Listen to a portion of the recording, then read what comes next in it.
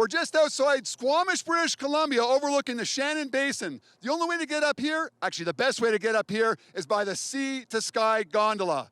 Hi, I'm Bill Deba. We're here for the 58th annual Lager Sports Competition, part of the Squamish Days Lager Sports Festival. This week we're covering the underhand chop, the obstacle pole buck, and the log burling. So don't go away, it's time for Lumberjacks.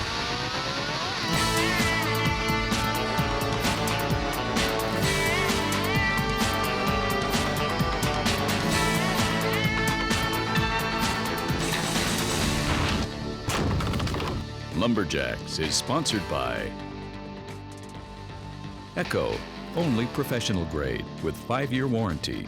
Crown, protect, maintain, save. K100, for all your gas-powered equipment, make water burn. Yamaha, rev your heart.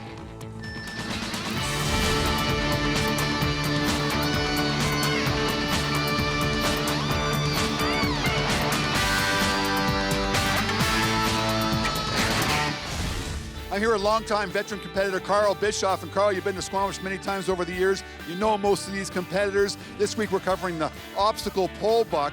Who are the couple of players in this field that you like tomorrow?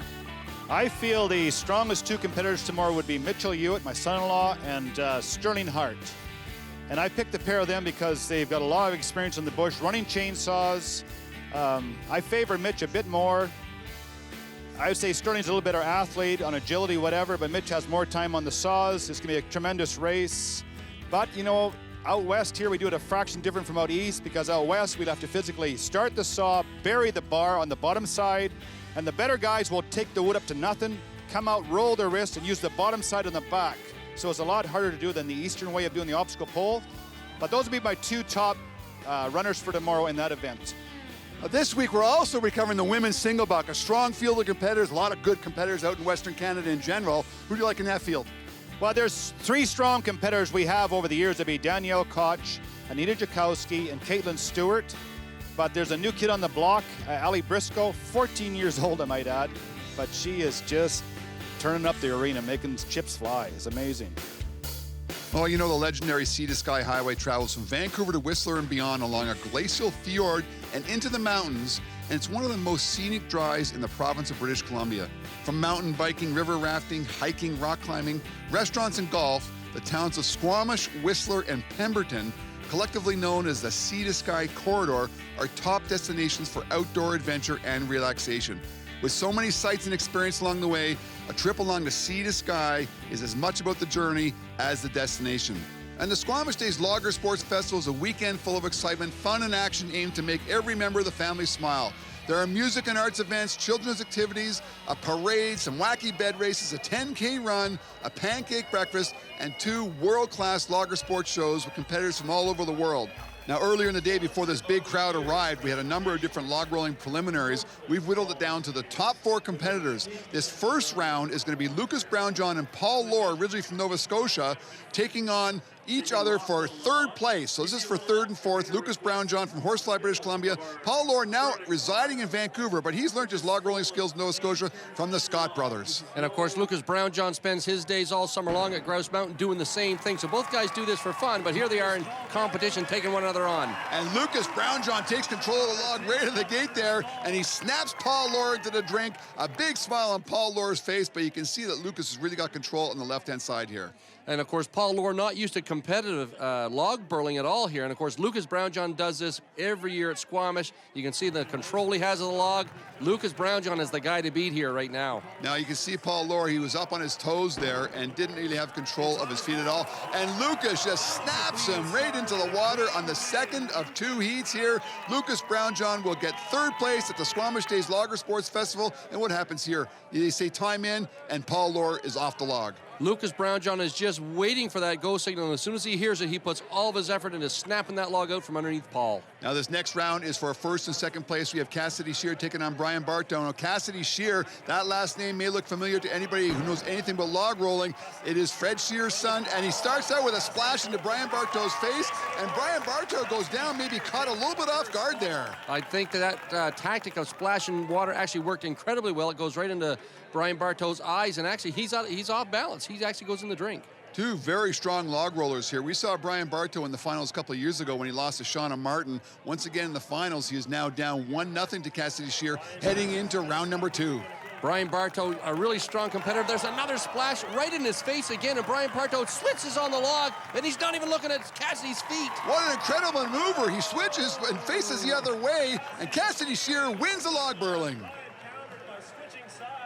Obviously, with the last name SCHEER, you grew up in a log growing family, Hayward, Wisconsin. Just tell me about your strategy going against Brian there. Brian's a good roller. He's very fast. I didn't want to get into a running match with him. I wanted to be aggressive. I think that aggressive log rolling is winning log rolling. Gave him a big boot right away. I saw it, hit him with velocity. I got him a little off balance, then just ran him in. And the second one, I'm not sure what Brian was trying to do there. A bit unconventional. The crowd was entertained. That's great. But yeah, if you're not looking at your opponent's feet, it's kind of hard to stay on the log. Well, we've seen Brian Bartow at a lot of different events. He's usually a very focused competitor. Not quite the same frame of mind here today as Cassidy SCHEER takes first place in the log burl. Just before the show got started, we had a chance to talk to one of the big sponsors here at Squamish Days Logger Sports Festival, Brian Shire of Squamish Forestry. We've supported logger sports for the past 10 years. It's an important way to celebrate an important industry for Squamish and the corridor. And it's just a way to showcase some of the events that show the skills of the people who are actually involved in the industry. Squamish Forestry provides the felling poles every year. And in the last 2 sets of climbing poles have been provided by our company or companies. And they're pretty rare to find those kind of trees. As a matter of fact, the recent forest fire in the Eliho Valley devastated the area that these 2 trees actually came from just a year ago. So it's pretty rare and it's pretty important to find them. They're a great showcase. So. Many great thanks to all the sponsors of this competition to make it so spectacular now in its 58th year. Up next is Daniel CLISSOLD from New South Wales, Australia. Another famous lumberjack from there, Dale Ryan, taking on Canadian champion Sterling Hart from British Columbia. Well, Sterling Hart, you'd expect to be the better chopper here. He's young and strong and in great shape right now, but still, we haven't seen Daniel before. Anybody that comes from New South Wales should know how to chop a block of wood, but Sterling Hart already into the small wood and has made his turn. Daniel still on his first side. Sterling Hart ready to wrap things up on his backside. Daniel really struggling with this Canadian alder. But look at this, Sterling Hart, he's putting the drivers in, and Sterling Hart is going to be down with a time of 18.3. Great job there by a Canadian champion, and the guy from Australia is really having a hard time with his Canadian wood. It was good. The wood was beautiful. It's what we've always come to expect here at Squamish. They didn't let us down. I cut it as good as I thought I could. A few little mishits, but I was happy with the result. Well, with 18:38 the time to beat as we head into the final heat of the underhand chop, we got Walt Page taking on Mitch Hewitt. Both really good underhand cutters. Mitch Hewitt, of course, a Canadian champion from 2 years ago. I'd expect him to come out on top in this, but you never know in this Canadian alder how things will wrap up. And Walt Page from California's got that atypical lumberjack sport athlete kind of body, long, lean, and tall. He's really strong, hard hitter. Yep, a great job here as they get into the small wood right off the bat, so this wood is moving really well for both competitors. They're going to put their drivers in and turn to side number 2. Mitch Hewitt already around. Looks like Mitch Hewitt just turned slightly ahead of Walt Page. Both guys doing well on the backside. Mitch is going to ready to break things off. Walt Page is working on some finishing blows as well. Who's going to be to drive this thing off first? Both guys really struggling, may not have got the work done in the front. Both guys struggling to drive it off, and Walt Page takes down Mitch Hewitt. He comes in with a 27.54, not enough to crack the top 5. Got a good race there with Mitch Hewitt, and he turned about 3 or 4 strokes ahead of you. Just tell me about your front side and doing your homework on the front side. You got to cut it all in the front. Otherwise, you wind up, spending a lot of time trying to drive off. I missed a little bit. I should have been off a little sooner, but. Well, a couple of guys in the earlier heat broke the 18-second barrier. Jesse Whitehead and Brian Bartow finished 1-2 in the underhand chop as we head into the next event, which is the always exciting obstacle pole buck. We're going to be showing you the top 2 heats in this first heat. Brian Bartow taking on Walt Page. And of course, Squamish is a show that Brian Bartow loves. There's a lot of running and pole climbing here, which are his specialties. Again, these guys are using modified chainsaws, so everybody runs their own saw, and they're all stocked. But one of the most versatile competitors on the field today is Brian Bartow. Earlier we saw him in the log Birling. Now we see another one here with the obstacle pole as he looks like he's in the lead right now, taking on Walt Page. Really tough to get that cut on the second side. You've got to turn everything around. As Brian Bartow gets off the log, he's making his run back. He's got it done in 15.3. Well, that's a great time at 15.3. It's going to be tough to beat with only one heat to go. Now, what does Brian Bartow do right? What does he do wrong here? Two strategies to get this block off. One is just to nick it on the front side, cut the whole way through from the second cut.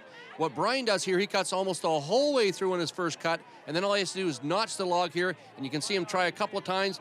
Bingo, when he gets it, cookies off, and he's down and on his run back down the pole. Well, of course, the key here, and one of the rules at the Lager Sports Festival here in Squamish, is that you end up with a complete cookie, and you must use the bottom side of the chainsaw bar, as Carl Bischoff mentioned at the top of the show. This last heat is going to be Mitch Hewitt taking on Rob Waibel. Time to beat is still 15.39, set by Brian Bartow. Hey, look at Rob Waibel, looking pretty good. There's been at this sport a long time. He turns 50 this year like I do, but he's got a lot less gray hair. Well, we've been covering Rob Waibel for a lot of years here on Lumberjack TV series. I remember the very first year we covered him in Castle, British Columbia, the year 2000. Here he is still going strong, taking one of the best obstacle pole buckers in British Columbia, Mitch Hewitt. Boys, talk about that. A Mitch Hewitt, a world-class chopper, and he has really changed his game. He can do all these events well on the West Coast, which you need to do to win out here, and he's going to get it done in just over 13 seconds. And Mitch Hewitt wins the OP with a time of 13.95, taking out Rob Waibel. Well, great run by Mitch Hewitt, but let's have a chat with Rob Waibel.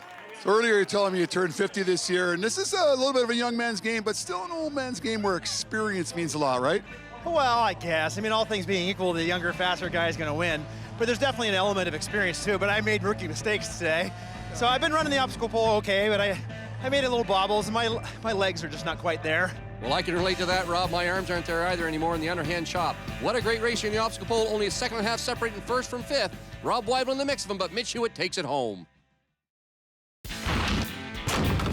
Here we are high atop the Sea to Sky gondola overlooking Howe Sound, just outside that little town of Squamish, British Columbia, and host of the Squamish Days Lager Sports Festival. We're here for the Lumberjack competition, and we are headed into the women's single buck. In total, we're going to be showing the top two heats. This first heat, ANITA JEZOWSKI from NANAIMO, British Columbia, taking on Caitlin Stewart. Well, Caitlin Stewart just came back from the East Coast where she was on the training deck out behind our house with Nathan and Ben for a couple of nights, giving them all kinds of pointers. So it's interesting to see how Caitlin makes out here in the single buck. Now you can see a little bit of a difference here between the East Coast and the West Coast. They start right off the top of the log without a starter cut. And look at Caitlin Stewart pushing her saw through that log. ANITA JEZOWSKI hanging in there right with her. ANITA looks really relaxed in this. Caitlin Stewart throwing everything she has into this single buck. And doing a great job here. She's now getting into the smaller wood at the bottom. She's short stroking a little bit. She's not a tall woman there. She really should be pushing and pulling a little bit more. ANITA JEZOWSKI using more of the blade, but Caitlin Stewart wins the first heat with a time of 32.61. Well, great technique by ANITA, but just not enough steam in the engine. You set a pretty good pace at the beginning there, and I saw kind of a third of the way through, you started to slow down a little bit and then picked it up again. Tell me about your pacing. Well, I try to go as fast as I can, because the worst thing is when you finish, if you still have gas in your tank, you always feel upset with yourself. So knowing it's small wood, I tried to start pretty fast. Obviously, you get a little bit slower, but then my dad, Kevin, yells at me to go faster, and that actually helps. Well, it looks like Caitlin could be using a little more coaching from the guys in Keswick Ridge, New Brunswick. She should be using a lot more of that saw. Up next is Allison BRISCOE taking on Danielle Koch. Time to beat is 32.61, set by Caitlin Stewart. Now, this is a classic of a youngster taking on a seasoned veteran. Seasoned veteran, of course, is Danielle Koch. She came here, traveled all the way from Alberta for the single buck. She's throwing everything she has into it. A little bit of a hang up there as she gets into the bigger wood. Two different techniques here. Danielle using more of an Australian technique with more of an angle. You can see Allison, though, sawing pretty flat. On the right-hand side, Allison BRISCOE, good technique, but not really dropping through that wood. Danielle Koch is going to win this heat. A little bit of a hang up there in the small wood, and Danielle Koch wins a women's single buck with a 25.81 as Allison BRISCOE not too far behind her. Danielle, you had a good race there with Allison. I'd heard she's come a long way. She's only 14 years old, so you knew you had to go, right? Yeah, absolutely. She's got a great saw, and she's becoming a really good sawyer. So I did the best that I could with, that's actually a double saw I was pulling, not a single saw. So I had a few problems, but it cut the wood well. Well, we got a strong field of competitors there in the women's single buck with 4 competitors in the 32nd range. But look at the class of the field. Danielle Koch with a 25.81, beating second place Caitlin Stewart by 7 seconds, and Allison Briscoe only 2/10 of a second behind her. Up next, the men's single buck. We got 22 inches of fur here. First heat, Wayne Paulsen taking on Walt Page. And it's almost like a changing of the guard here in lumberjack sports on the east and west coast here. Seeing Wayne Paulsen, been around a long time now, and the young and up-and-coming Walt Page, actually he's probably arrived here now, very good competitor. It'll be interesting to see how they make out, because Wayne Paulsen, few hang-ups over there on the left-hand side of your screen. Great single bucker, but again, a little bit slower right now. Walt Page has got the pace. Once again, here on the West Coast, they start right off the top, no starter cut. This is 22 inches round of fur, and it is very firm wood. But look at Walt Page, textbook single bucking here. The textbook single bucking as he gets into the small wood. No hang-ups at all. He's doing a great job here as he gets ready to drive it off. And Walt Page is going to take it down in 32 seconds and change. A fantastic display of single bucking set by Walt Page in his first heat, with 2 competitors still to come. Just tell me about how you use your height to be able to pull that saw full length.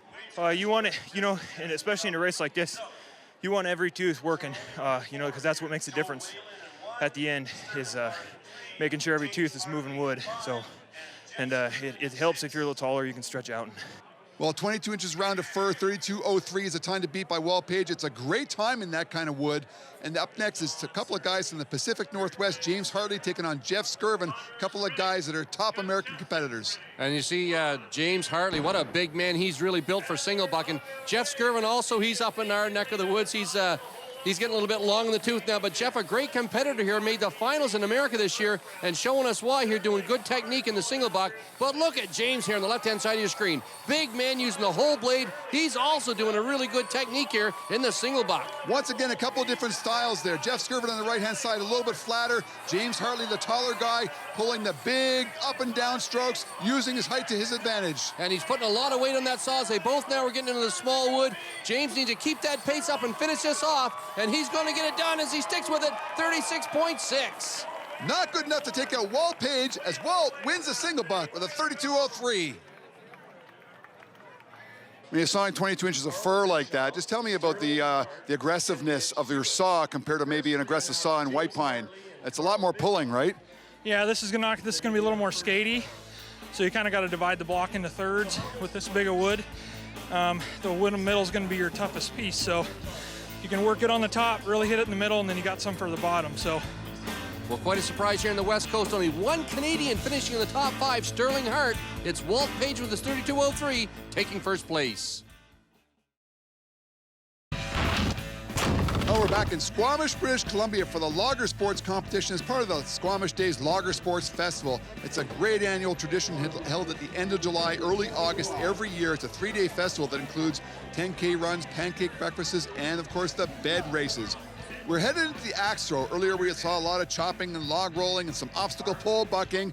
The axe throwing out in British Columbia, it appears the competitors are going head-to-head because we have James Hartley and Carl Bischoff throwing at the exact same time at 2 different targets, but in actual fact, they are just competing against themselves and trying to post the best scores they can. And there is Carl Bischoff's first throw. He scores a 4. Now the alternating throw will be James Hartley as he takes his first throw. And again, we just saw James Hartley lay down a single buck, so we know he's tuckered right out here as he tries to gain his composure to get a good axe throw, and he comes desperately close to the bullseye there, but it's still only a 4. You see a very unique technique there by Carl Bischoff. You see very, very few underhand throwers in the axe throwing competition. He's now got a 2-throw total of 8 points because Carl Bischoff, as James Hartley, more of a traditional kind of axe thrower, straight over the head with a long 24-inch handle as he makes his second throw, and looks like he's going to end up scoring a 4 as well for also a 2-throw total of 8. Both guys with 8 going into their final throws. So again, nice and tight here in the axe throw. Good to watch for the crowd. Carl with thumbs up. That must mean he's got a bullseye.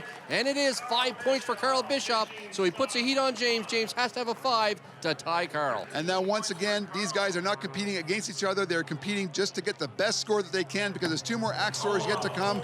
And James Hartley takes his last throw, and he comes up with a 3-throw total of 12. So Carl Bischoff is actually going to win that round, as they say, but Bottom line is Carl ends up with a three-throw total of 13 points versus James Hartley's 12 points, with 2 axe throwers still to come. But what a unique technique. You say there's a couple of guys in the Maritimes that give this a try once in a while, Rod? Robert Bourque has tried this underhand technique a few times, but again, it's pretty hard to get accurate with it. It's amazing that Carl is as accurate as he is with this technique, but again, he's done it his whole life, so it's really neat to watch it. Now you can see on his second throw there, he was very disappointed. His third throw, he really bears down, gives the 2 thumbs up for his bullseye, and ends up with that 3-throw total of 13 points as we head into our last 2 finalists here.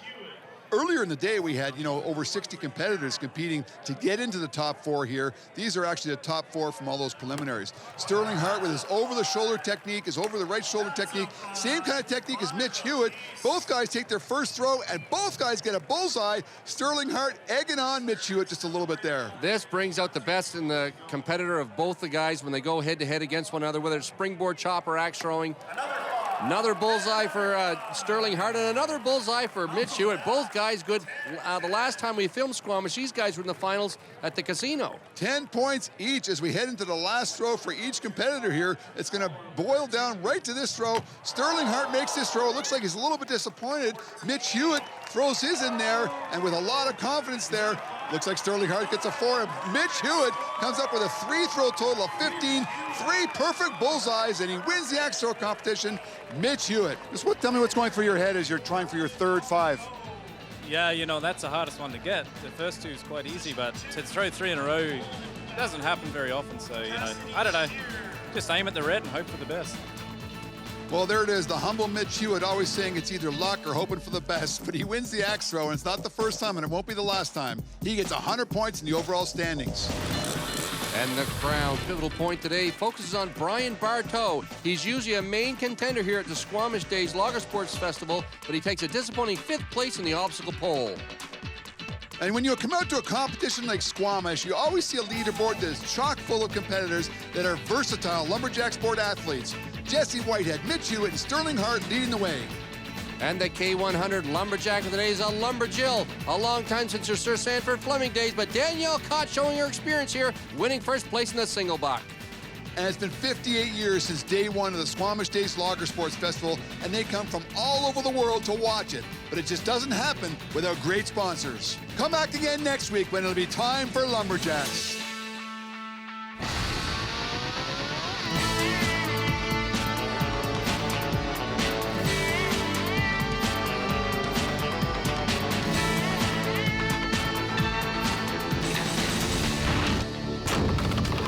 Lumberjacks is sponsored by Echo, only professional grade with 5-year warranty. Crown, protect, maintain, save. Quick Dam, the new alternative to heavy sandbags. Yamaha, rev your heart.